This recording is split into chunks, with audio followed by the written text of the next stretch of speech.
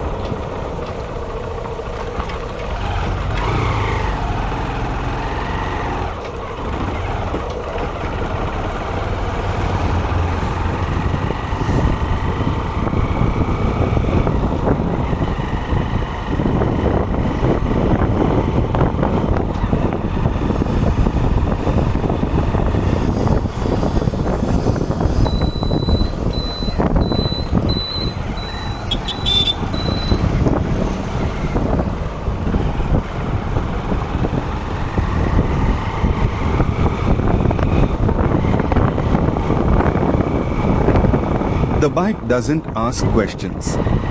It just offers forward motion, and for some people, that's exactly the medicine they need.